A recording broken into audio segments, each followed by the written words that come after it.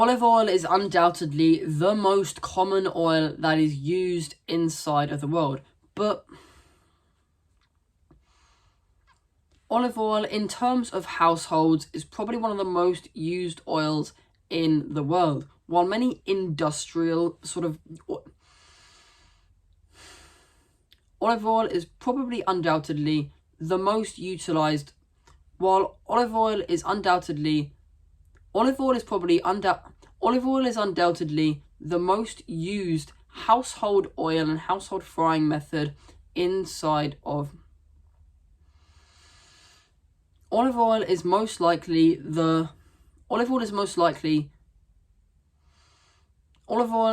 to be the most used. Oh, fuck's sake.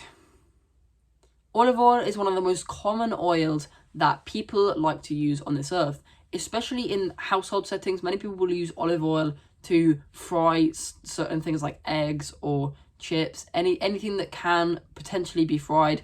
A lot of households will use olive oil, especially in the UK and Western countries in general. However, industrial companies, big, large conglomerates, they will use things like sunflower oil or vegetable oil because they are able to be produced at so much cheaper than olive oil. They can be stored in any way, shape or form they want. You may notice that olive oil, whenever you buy olive oil, sometimes it's in glass, sometimes it's in sort of harder plastic than what you see in the sunflower oil, vegetable oil things where it's really compressible, whereas the olive oil ones are less compressible, or it's in glass. They'll always have like a dark tinge to them because the light, the photons from the light will actually be able to damage the oil itself, so it has to tinge it in a darker way so it can reflect more light off rather than oxidize and do a load of bad things to the oil that wouldn't be good for you when you ended up having to use it later down the line.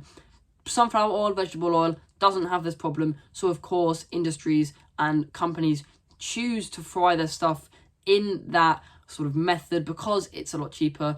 And trouble is that does end up having lasting impacts on our health. Polyunsaturated fats, which are the majority component inside of sunflower oil and vegetable oils, are more likely to oxidize when like put under heated conditions. The deep fat fryers, if you compared a deep fat fryer that's full of polyunsaturated majority sunflower oil to monounsaturated majority olive oil, you would see, if you sort of did a chemical analysis, the frying of the chips in one or the other, that the one that's being fried in vegetable oil would produce a lot more toxic chemicals that aren't just the things like trans fats. They produce a lot more free radicals that aren't good for your health.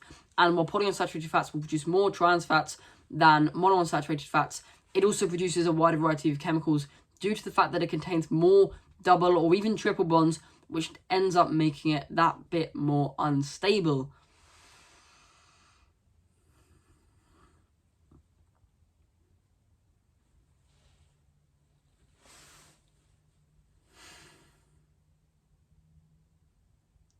But olive oil's physical properties is quite a viscous oil. But olive oil, in terms of its physical properties, is quite a viscous oil. It's very thick. It's not like the polyunsaturated oils where you can pour it out and it almost acts physically like water. Olive oil is a lot more viscous, acts a little bit more like milk or cream or something that's a bit more thick, or gravy, for instance, something like that. Butter, which is majority components saturated fats, it's solid. And the reason that it's solid is due to the way that polyunsaturated fats and monounsaturated and saturated fats are structured. If you imagine the saturated fats, it's all completely straight lines. There's no bending in the chemical structures. So when these are packed tightly, it will make a more solid structure because it is able to be packed tightly. When you imagine monounsaturated, like the majority component of olive oil is, it can bend sometimes it doesn't, and they will have saturated and polyunsaturated. And that means that while it won't be as sort of liquid as the polyunsaturated fats, nor as solid as the butter, it still has that sort of thick, viscous sort of physical component and physical characteristic because of its chemical composition. And obviously with polyunsaturated fats, all the chemicals are quite curvy. They have a lot of double bonds, triple bonds even, and that's going to mean that all the molecules don't fit into each other as well as it would with saturated fats, and so it like sort of acts physically more like something like water would.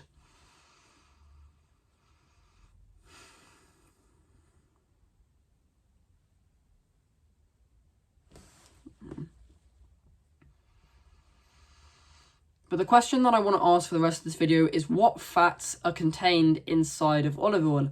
Olive oil, if you compare olive oil to an apple, right? Olive oil, the only macronutrient that it contains is fat. It only contains fatty acid as things that can be used to produce energy. Whereas apples, they have fats, proteins, carbs, fiber, a load of other stuff, and contain a lot of phytochemicals. While olive oil contains a lot of phytochemicals, it will have them in a lesser sort of component as part of its as part of its product, because it isn't a whole food. It has been through a process to get to olive oil, whereas apple is a whole food, so it contains a lot more chemicals than olive oil does, because it hasn't had some of those chemicals removed in all of its chemical processes.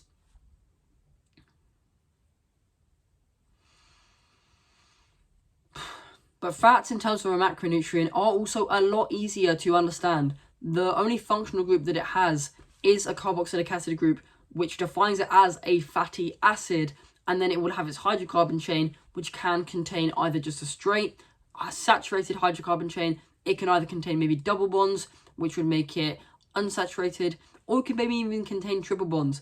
If it contains just one triple or double bond, that makes it monounsaturated, because it is unsaturated by one time.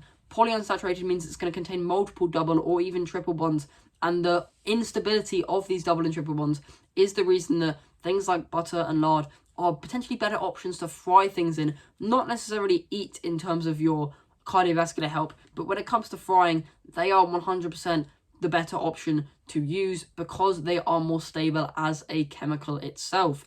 Now, olive oil, if you imagine all the fatty acids inside of olive oil, what types of fatty acids are actually inside a specific bottle or glass of olive oil, excluding all of the phytochemicals that are contained inside of olive oil, because they are not specifically relevant to what I want to talk about in this video.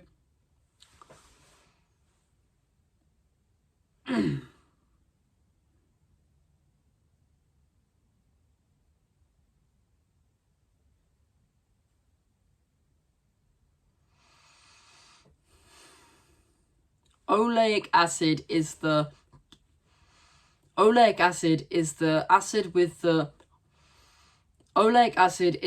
fatty acid with the highest majority composition inside of olive oil, containing either 55% of olive oil or around 83%.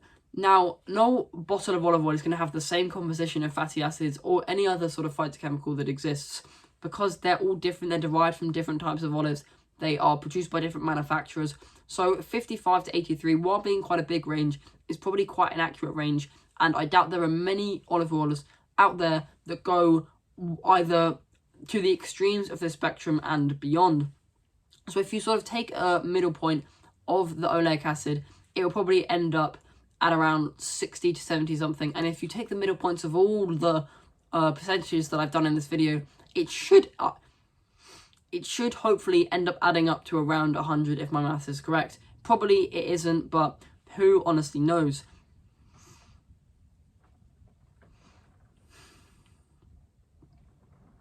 Now, the second most common fatty acid is palmitic acid, with a composition of from 7.5% to 20%.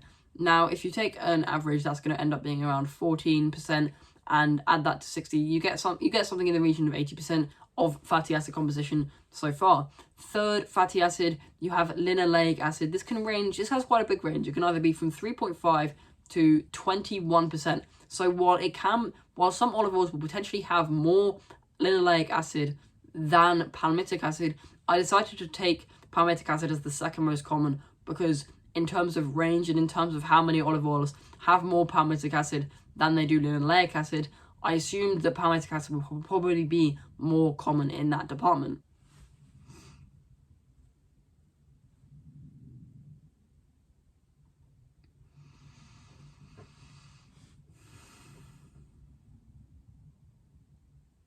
Now, the fourth most common acid inside of olive oil is palmitoleic acid. You see the similarities between oleic acid and palmitic acid there. This can range from 0.3% to 3.5%. Again, take a middle point and add it to the rest of them. It should be getting close to 100 by this point. Then after that, the fifth most common fatty acid inside of then the fifth most common fatty acid inside of olive oil is alpha linoleic acid, which I'm pretty sure alpha means that it's going to have another double bond inside of its structure, but I may be wrong on that. And this and the fifth most common is alpha linoleic acid. The alpha meaning that either its double bond is positioned in a slightly different way, because I'm pretty sure alpha linoleic acid is either omega-3 or omega-6. Not entirely sure which one it is off the top of my head. So it might be a repositioning of the double bond compared to linoleic acid, or it is an addition of or it is an addition of the double bond to linoleic acid, and then things like beta and gamma linoleic acid are rearrangements of said double bond. But again, I'm not 100% sure on that. Now, the sixth most common fatty acid is gadolinic acid, and this can... Now, in olive oil, alpha linoleic acid can range from 0.5 to 2%, and the sixth most common fatty acid inside of olive oil is gadolinic acid, which can range from around 0.25% to 1.5%. Now, that is the total fatty acid composition of olive oil. If you add up the midpoints of each of these sort of ranges, should be getting close to 100, shouldn't be over, because even if it's like 99 point something, there's going to still be more fatty acids that exist inside of the olive oil, but obviously they're going to be hard to detect because there is such a minuscule quantity of them, and they're also not necessarily relevant in the quantities that they are to potentially human health and stuff. There's probably going to be loads of other fatty acids in such minute quantities out there, but it's hard to find research on them because not many people will have done research on such a thing that is not really that relevant to what humans want to actually do with their scientific research in the future. Now, olive oil with composition is so much simpler to something like apple, which will have things like vitamin B12, will have things like vitamin D, and while olive oil can help the absorption and the usage of fat-soluble vitamins like vitamin D, K, E, and A, apples are going to have things like vitamin B12, which literally contains a cobalt sort of elemental part inside of its structure, which is very interesting. But that's about all I have. Now, hopefully you know what fatty acids are inside of olive oil. Now you may know what fatty acids are inside of olive oil, which could be an interesting thing for you to know, as well as a few tips and tricks on frying and all that other stuff. But with that, I recommend subscribing because I like this community of young tribal people who are willing to improve themselves so much more than they already have, and good luck.